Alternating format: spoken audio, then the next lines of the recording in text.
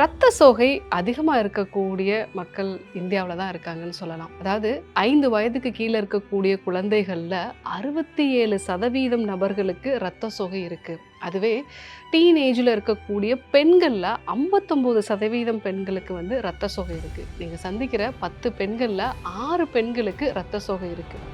இதுவே வந்து 49 வயது வரைக்கும் இருக்கக்கூடிய பெண்கள் பார்த்தீங்க அப்படின்னா அவங்களில் 50% பீப்புள் வரைக்கும் ரத்த சோகை இருக்குது. ஸோ மக்கள் தொகையில் பாதி பேருக்கு ரத்த சோகை இருக்குன்னு தான் சொல்லலாம். நான் என்ன தான் கீரை சாப்பிட்றேன், ஆனாலும் வந்து எனக்கு ஹீமோக்ளோபின் இன்க்ரீஸே ஆக மாட்டேங்குது. இப்படி தான் நிறைய பேர் இப்போல்லாம் வந்து கிளினிக்கில் வந்து புலம்புறாங்க. ஸோ நம்ம என்ன தான் கீரை சாப்பிட்டாலும் அதை கரெக்டாக குக் பண்ணுறது, இல்லை நம்ம சாப்பிட்ட பிறகு சாப்பிடக்கூடிய சில உணவுப் பொருட்களால் நம்ம உணவில் இருக்கக்கூடிய இரும்புச்சத்தை அப்சர்வ் பண்ண முடியல. அப்படி என்னென்ன தவறுகள்லாம் பண்ணுறோம்? கீரையை விட அதிகமான அளவுக்கு இரும்புச்சத்து இருக்கக்கூடிய 5 காய்கறிகளை பற்றி பார்க்க போகிறோம். அது மட்டும் இல்லாமல் நீங்கள் எப்படி சமைச்சா உங்களுடைய உணவில் அதிகமான அளவு இரும்புச்சத்து கிடைக்கும் அப்படிங்கிறதையும் நம்ம பார்க்க போகிறோம்.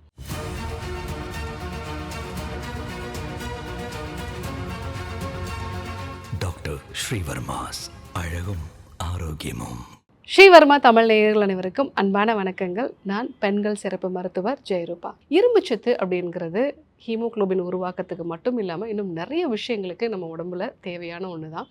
ஆனால் இரத்த சோகை இருக்கும் பொழுது மிக முக்கியமாக நம்ம எல்லாரும் ஃபீல் பண்ணக்கூடிய ஒரு விஷயம் என்னென்னா, அதீதமான ஒரு உடல் சோர்வு இருக்கிறது. ஸோ இது நிறைய பெண்கள் வந்து டயர்டாக இருக்குது, நான் இன்னும் கொஞ்சம் என்னை மோட்டிவேட் பண்ணி நான் என்னோடய வேலைகளை செய்யணும், இப்படி தான் யோசிப்பாங்களே ஒழிய அவங்களோட ஹெச்பி எவ்வளோ இருக்குங்கிறத பார்க்க மாட்டாங்க. அதே போல் முடி கொட்டுதல் மாதிரியான பிரச்சனை இருக்குது. நிறைய பெண்கள் வந்து சொல்லக்கூடிய விஷயம்னா இர்ரெகுலர் பீரியட்ஸ் இருக்குது. பீரியட்ஸ் வந்து எனக்கு அளவில் கம்மி ஆகிடுச்சு, ஸோ கரெக்டான டைமில் வரல, இந்த மாதிரியான ப்ராப்ளம் இருக்குது அப்படின்னா அவங்களுடைய ஹீமோக்ளோபினை செக் பண்ணி பாருங்கள். சிம்பிளாக நீங்கள் உங்களோட உடம்புல தெரியக்கூடிய அறிகுறிகளை வச்சே ஹீமோக்ளோபினை வந்து நம்ம செக் பண்ணிக்கலாம்.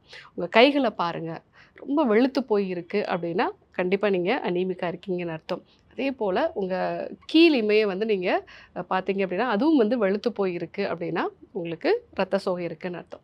ஸோ இந்த மாதிரி இந்த ரத்த சோகை இருக்கும் பொழுது நம்ம சாப்பிடக்கூடிய உணவுகள் என்ன தான் அதிகமான அளவு இரும்புச்சத்து இருக்கக்கூடிய உணவுப் பொருட்கள் சாப்பிட்டாலும் கூட நம்ம வயிற்று பகுதியில் புண்கள் இருக்குது, இல்லை அங்கே ஒரு இன்ஃப்ளமேஷன் வந்து இருக்குது அப்படின்னா நீங்கள் சாப்பிடக்கூடிய உணவுகள் வந்து சத்துக்களை உங்களால் உட்கிரகிக்க முடியாது. நிறைய தைராய்டு சம்பந்தமான பிரச்சனை இருக்கிறவங்க, ருமட்டாய்டு ஆர்த்ரைட்டிஸ் மாதிரியான பிரச்சனை இருக்கிறவங்க, ஏதாவது ஒரு ஆட்டோ இம்யூன் டிசார்டர் இருக்கிறவங்களெல்லாம் நம்ம பார்த்துருப்போம். அவங்களுக்கு எப்போவுமே ஹீமோக்ளோபின் கம்மியாக இருக்கும். அதற்கான காரணம் அவங்க சாப்பிடக்கூடிய உணவுகள்லேருந்து சத்துக்களை உட்கிரகிக்க முடியாத ஒரு தன்மை. அவங்க நல்ல கீரைகள் தான் சாப்பிடுவாங்க, ஆனாலும் அவங்களால வந்து அந்த ஹீமோக்ளோபினுக்கு தேவையான இரும்புச்சத்தை வந்து உட்கிரகிக்க முடியாது. ரெண்டாவது விஷயம், சாப்பிட்டதுக்கு அப்புறமா நம்ம டீ காஃபி குடிக்கிறோம். நிறைய பேர் பண்ணக்கூடிய ஒரு தவறு. இல்லை கோலா வகையான பானங்கள் வந்து குடிக்கிறது. இன்றைக்கெலாம் நிறைய நான்வெஜ் சாப்பிட்டாங்க அப்படின்னா அதுக்கப்புறமா வந்து ஒரு சோடா கோலா வந்து குடிக்கிறது. இந்த விஷயங்கள் இதில் இருக்கக்கூடிய கெஃபைனுங்கிறது, டேனின், இது எல்லாமே நம்ம சாப்பிடக்கூடிய உணவுலேருந்து இரும்புச்சத்தை உட்கிரகிக்கிறது வந்து குறைக்குது. இதனால தான் நிறைய பேருக்கு அனீமியா சம்மந்தமான பிரச்சனைகள் இருக்குது. மூணாவது முக்கியமான விஷயம், நம்ம சாப்பிடக்கூடிய இந்த உணவுப் பொருட்கள் எப்படி தயாரிச்சிருக்கு. ஸோ நம்ம சாப்பிடக்கூடிய இந்த உணவுப் பொருட்களில் பார்த்தீங்க அப்படின்னா இரும்புச்சத்து 2 ஃபார்மில் இருக்கும். ஹீம் அயன், நான் ஹீம் அயன் அப்படின்னு நம்ம சொல்லுவோம்.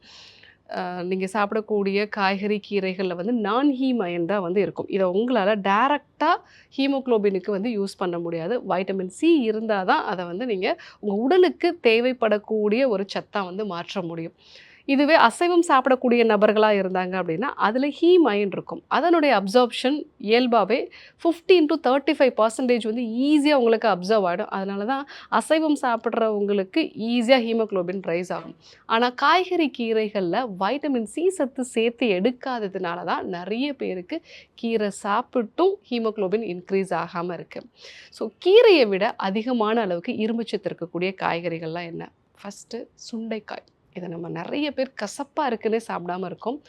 வயிற்றில் புழுக்கள் வந்து இருக்குது, வயிற்றில் புண்கள் இருக்குது, செரிமான கோளாறுகள் இருக்குது அப்படின்னா நீங்கள் எவ்வளோ தான் டன் கணக்கில் கீரை சாப்பிட்டாலும் உங்களுடைய ஹீமோக்ளோபின் இன்க்ரீஸ் ஆகாது. அந்த மாதிரி நிலைகளில் வாரத்தில் 1 நாள் இல்லை 2 நாள் சுண்டைக்காய் வந்து பச்சை சுண்டைக்காயை இடிச்சிட்டு அதை நம்ம குழம்பு மாதிரி செஞ்சு சாப்பிட்றது, இல்லை டெய்லியுமே சுண்டைக்காய் வற்றலை வறுத்து சாப்பிட்றது. இப்படி சாப்பிட்டீங்க அப்படின்னா வயிற்றில் இருக்கக்கூடிய புண்கள் ஆற்றும், கிருமிகள், புழுக்கள் இதை எல்லாத்தையுமே வெளியேற்றுறதுனால உங்களால் ஈஸியாக ஹீமோக்ளோபினை இன்க்ரீஸ் பண்ண முடியும். 100 கிராம் அளவு இருக்கக்கூடிய சுண்டைக்காயில் 22 மில்லிகிராம் அளவுக்கு இரும்பு சத்து வந்து இருக்குது. ஸோ அப்போது நீங்கள் இந்த சுண்டைக்காயை இடிச்சிட்டு பருப்பு சேர்த்து வந்து சில பொரியல்லாம் வந்து செய்வாங்க. அந்த மாதிரி நீங்கள் ஒரு கூட்டு மாதிரி செஞ்சு சாப்பிடலாம். ஸோ அந்த மாதிரி சாப்பிட்டிங்கன்னா ஈஸியாக 100 கிராம் வந்து நீங்கள் எடுத்துக்கலாம். ஸோ அப்படி எடுத்துக்கும் போது உங்களுக்கு தேவையான இரும்பு சத்து கிடைக்கும். அது மட்டும் இல்லாமல் வயிற்றில் இருக்கக்கூடிய புண்களில் வந்து ஆற்றுறதுனால நீங்கள் மற்ற உணவுகளை எடுத்துக்கும் போதும் அதிலிருந்து இரும்பு சத்தை உங்களால் ஈஸியாக அப்சர்வ் பண்ண முடியும். ஸோ ரத்த சோகை பிரச்சனை இருக்கிறவங்க வாரத்தில் 2 நாளாவது பச்சை சுண்டைக்காய் வந்து சேர்த்துக்கோங்க. இல்லை அப்படின்னா சுண்டை வற்றலை ரெகுலராக ஒரு 4-5 சுண்டை வற்றல் வந்து மதிய உணவோடு நீங்கள் சேர்த்துக்கிட்டீங்க அப்படின்னா உங்கள் ஹீமோக்ளோபின் நல்லா இன்க்ரீஸ் ஆகிறத நீங்கள் பார்க்கலாம். 2வது பீட்ரூட். இந்த பீட்ரூட்டில் 100 கிராமில் 0.8 மில்லிகிராம் தான் இரும்பு சத்து இருக்குது. ஆனால் ஹை அப்சார்ப்ஷன் வந்து இருக்கும். அது மட்டும் இல்லாமல் இந்த பீட்ரூட்டில் வந்து நைட்ரேட்ஸ் இருக்குது. இது நைட்ரிக் ஆக்சைடாக கன்வெர்ட் ஆகிறதுனால நம்ம வயிற்று பகுதிக்கு ரத்த ஓட்டத்தை அதிகப்படுத்தும். அது பீட்ரூட்டில் இருக்கக்கூடிய இரும்பு சத்து மட்டும் இல்லாமல் நீங்கள் சாப்பிடக்கூடிய மற்ற பொருட்களிலும் கொஞ்சம் கொஞ்சம் வந்து இரும்பு சத்து இருக்கு இல்லைங்களா, அதை அப்சர்வ் பண்ணுறதுக்கு இது ரொம்பவே யூஸ்ஃபுல்லாக இருக்கும். ஸோ பீட்ரூட்டை அடிக்கடி உணவில் சேர்த்துக்கோங்க. அதை நம்ம பொரியலாக செஞ்சு சாப்பிடலாம். இல்லைனா பீட்ரூட்டை துருவி அதை வந்து ஒரு சூப் மாதிரி வச்சு நம்ம வந்து சாப்பிடலாம். இல்லை அப்படியே பச்சையாகவும் வந்து நம்ம சாப்பிடலாம். ஸோ பீட்ரூட்டில் அதிகமான அளவு நைட்ரேட்ஸ் இருக்குது. நல்லா அப்சர்வும் பண்ணும். அப்படிங்கிறதுனால இரும்பு சத்து குறைபாடு ரொம்ப ஈஸியாக வந்து சரி பண்ணிக்கலாம். ஜூஸ் மாதிரி நம்ம வந்து எடுத்துக்கலாம். பீட்ரூட், கேரட்டு, ஆப்பிள் சேர்ந்த ஏபிசி ஜூஸ் மாதிரி வந்து நம்ம எடுத்துக்கிட்டோம் அப்படின்னா ஹீமோக்ளோபின் நல்லா இன்க்ரீஸ் ஆகிறத பார்க்கலாம். 3வதாக பாகற்காய். இந்த பாகற்காயில் வந்து 1.8 மில்லிகிராம் அளவுக்கு இரும்பு சத்து வந்து இருக்குது. பாகற்காய் அடிக்கடி சேர்த்துக்கிட்டீங்க அப்படின்னா அதுவும் வயிற்றில் இருக்கக்கூடிய புண்களை ஆற்றும், கிருமிகளை வெளியேற்றும். ஸோ இரும்பு சத்தும் நல்லா ஈஸியாக கிடைக்கும். மெயினாக இந்த சர்க்கரை வியாதினால் பாதிக்கப்பட்டிருப்பாங்க, பிசிஓடி மாதிரியான பிரச்சனை இருக்கும், தைராய்டு மாதிரியான பிரச்சனை இருக்கும். இவங்களுக்கும் இரும்பு சத்து குறைபாடு இருக்குது அப்படின்னா பாகற்காய் நம்ம பாடியில் இன்சுலின் மாதிரியான ஒரு வேலையை வந்து செய்கிறதுனால பிசிஓடி சம்மந்தமான பிரச்சனையை சரி செய்யும். தைராய்டு அதே போல் வந்து சர்க்கரை நோயாளிகளுக்கும் இது மிகச்சிறந்த ஒரு உணவாக இருக்கும். அதே சமயத்தில் ஹீமோக்ளோபினை வந்து இன்க்ரீஸ் பண்ணும். 4வதாக கருவேப்பிலை. இந்த கருவேப்பிலை 100 கிராம் அளவு இருக்கக்கூடிய கருவேப்பிலையில் 8 மில்லிகிராம் அளவுக்கு இரும்பு சத்து வந்து இருக்குது. ஸோ இந்த கருவேப்பிலையை நம்ம பொடி மாதிரி பண்ணி வச்சுக்கலாம். அது ரொம்ப ஈஸியான மெத்தட். நிறையாவும் நம்ம வந்து கன்சியூம் பண்ண முடியும். நிழலில் காய வச்சு அதை பொடி பண்ணி நம்ம அது கூட வந்து கடலைப்பருப்போ இல்லை உளுந்து சேர்த்து பொடி மாதிரி நம்ம பண்ணி வச்சுட்டு முதல் கவளம் சாதத்தோட ரெகுலராக ஒரு டேபிள் ஸ்பூன் வந்து கொஞ்சம் நெய் சேர்த்து வந்து நம்ம எடுத்துக்கிட்டோம் அப்படின்னா அது நல்லா ஈஸியாக அப்சர்வும் ஆகும். பாடியில் வந்து ரெகுலராக நம்ம இன்டேக் எடுக்கும்போது ஹீமோக்ளோபினும் வந்து இன்க்ரீஸ் ஆகும். 5வதாக தாமரைத்தண்டு. இந்த தாமரைத்தண்டு 100 கிராமில் 11 மில்லிகிராம் அளவுக்கு இரும்பு சத்து வந்து இருக்குது. இந்த தாமரைத்தண்டு நாமெல்லாம் சாப்பிடக்கூடிய வழக்கம் இல்லை. ஆனால் இதை வந்து உலர்த்தி சாப்பிடக்கூடிய ஒரு வழக்கம் வந்து நிறைய வட இந்தியாவில் வந்து இருக்குது. இல்லை அதை நம்ம ஃப்ரெஷ்ஷாகவும் வந்து சமைச்சு சாப்பிடலாம். ஸோ அந்த மாதிரி சாப்பிடும் பொழுது நமக்கு தேவையான அந்த இரும்பு சத்தும் வந்து கிடைக்கும். இது ரொம்ப ஈஸியாக கிடைக்கக்கூடிய ஒரு உணவுப் பொருள் தான். இதை நம்ம சமைச்சு சாப்பிடும் பொழுது இரும்பு சத்தும் வந்து இன்க்ரீஸ் ஆகும். உடம்புக்கு நல்ல குளிர்ச்சியை வந்து கொடுக்கும். ஸோ அதனால் தாமரை தண்டையும் வந்து நம்ம பயன்படுத்தலாம். இந்த 5 விதமான உணவுகள் கீரையை விட அதிகமான அளவுக்கு இரும்பு சத்து இருக்கக்கூடியது. ஆனால் இதை நம்ம எப்படி சாப்பிட்றோம் அப்படிங்கிறத பொறுத்து தான் நம்மளுடைய ஹீமோக்ளோபின் ரைஸ் ஆகும். யூஸ்வலாக நீங்கள் சமைக்கக்கூடிய ஒரு கீரையோ இல்லை நீங்கள் காய்கறிகளோ செய்கிறீங்க அப்படின்னா கடைசியாக வந்து லெமன் வந்து பிழிஞ்சு விடலாம். அந்த வைட்டமின் சி சத்து அதிகமாக இருக்கிறதுனால ஈஸியாக உங்களுக்கு வந்து நான் ஹீம் அயன் வந்து அப்சர்வ் பண்ண முடியும். இல்லை எனக்கு இந்த இதெல்லாமே வந்து கொஞ்சம் புளிப்புத்தன்மை இருந்ததெல்லாம் பிடிக்காது அப்படின்னா தக்காளி வந்து நம்ம சேர்த்து செய்யும் பொழுது அந்த கீரையில் இருக்கக்கூடிய அந்த இரும்பு சத்து கொஞ்சம் ஈஸியாக அப்சர்வ் ஆகும். ஸோ இன்னும் நான் கொஞ்சம் மூலிகைகள்லாம் ஏதாவது சேர்க்கலாமா அப்படின்னு பார்த்தீங்கன்னா நெல்லிக்காயை வந்து நீங்கள் பவுடர் பண்ணி வச்சுக்கோங்க. ஸோ ஏதாவது பொரியல் செய்கிறீங்கன்னா கடைசியாக அந்த நெல்லிக்காய் பவுடரை வந்து அது மேலே வந்து தூவிட்டீங்க அப்படின்னா உங்களுக்கு இந்த ஹீமோக்ளோபின் நல்லா வந்து அப்சர்வ் பண்ணக்கூடிய அந்த டெண்டன்சிக்கு வந்து வந்துடும். இதெல்லாம் நம்ம வந்து பயன்படுத்தினா நமக்கு ஹீமோக்ளோபின் நல்லா வந்து இன்க்ரீஸ் பண்ண முடியும். பட் முக்கியமான இன்னொரு விஷயம் இரும்பு கடாயில் சமைக்கிறது. இரும்பு கடாயில் சமைச்சிங்க அப்படின்னா அதுலேயும் நான் ஹீம் அயன் தான் வந்து இருக்கும். ஆனால் நீங்கள் கொஞ்சம் லெமனோ தக்காளியோ நீங்கள் சேர்த்து செஞ்சீங்க அப்படின்னா உங்களுக்கு ஹீமோக்ளோபினை நல்லாவே வந்து இன்க்ரீஸ் இன்க்ரீஸ் பண்ணிக்கலாம். ஸோ இன்றைக்கி கீரையை விட அதிகமான அளவு இரும்புச்சத்து இருக்கக்கூடிய 5 காய்கறிகளையும் நம்ம எப்படி சாப்பிட்டா ஹீமோகுளோபினை இன்க்ரீஸ் பண்ண முடியும் அப்படிங்கிற மெத்தட்ஸையும் நம்ம பார்த்தோம். கண்டிப்பாக ஃபாலோ பண்ணி பாருங்கள். யாருக்கெல்லாம் இந்த விஷயம் தேவைப்படுமோ அவங்களுக்கும் இதை சொல்லுங்கள். ரத்த சோகையில் கஷ்டப்பட்டுட்ருக்கேன், நான் நான்வெஜ் சாப்பிட மாட்டேன்னு சொல்லக்கூடிய நபர்களுக்கும் இந்த வீடியோ பற்றி சொல்லுங்கள். இதே போன்று இன்னொரு அற்புதமான தகவலோடு சந்திக்கிறேன். நன்றி, வணக்கம். நோய் நாடி நோய் முதல் நாடி அது தணிக்கும் வாய்நாடி வாய்ப்பச் செயல் இறைவழி மருத்துவம் அதுவே எங்கள் மகத்துவம்.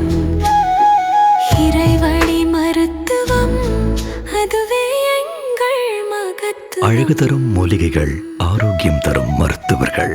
டாக்டர் ஸ்ரீவர்மாஸ். அழகும் ஆரோக்கியமும். ஸ்ரீ வர்மா ஆயுர்வேதா மருத்துவமனையின் வெல்னஸ் குருஜி அவர்களை மே மாதம் 5ஆம் வாரம் 25ஆம் தேதி திங்கட்கிழமை காலை 5 மணி முதல் இரவு 7 மணி வரை கோடம்பாக்கத்திலும், 26ஆம் தேதி செவ்வாய்க்கிழமை காலை 6 மணி முதல் மதியம் 2 மணி வரை திருவள்ளூரிலும், 27ஆம் தேதி புதன்கிழமை காலை 6 மணி முதல் மாலை 6 மணி வரை சேலத்திலும், 28ஆம் தேதி வியாழக்கிழமை காலை 7 மணி முதல் மாலை 4 மணி வரை திருப்பூரிலும், 29ஆம் தேதி வெள்ளிக்கிழமை காலை 6 மணி முதல் மாலை 6 மணி வரை கோயம்புத்தூரிலும், 30ஆம் தேதி சனிக்கிழமை காலை 6 மணி முதல் மாலை 6 மணி வரை கோயம்புத்தூரிலும், 31ஆம் தேதி ஞாயிற்றுக்கிழமை காலை 6 மணி முதல் மாலை 5 மணி வரை அம்பத்தூரிலும் சந்தித்து மருத்துவ ஆலோசனை மற்றும் ஆசி பெற தொடர்பு கொள்ள வேண்டிய தொலைபேசி எண்கள் 9500946634, 9500946635.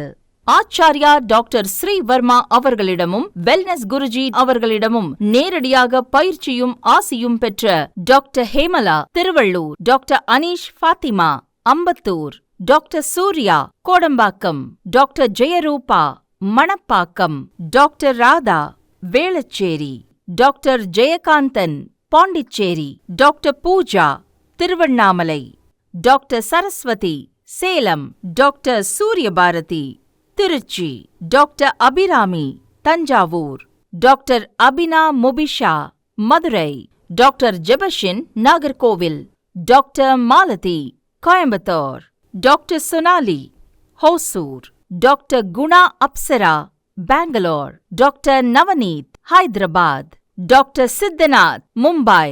பட்டப்படிப்பு மற்றும் பட்ட மேற்படிப்பு முடித்த மருத்துவர்களை சந்தித்து சிகிச்சை பெறலாம்.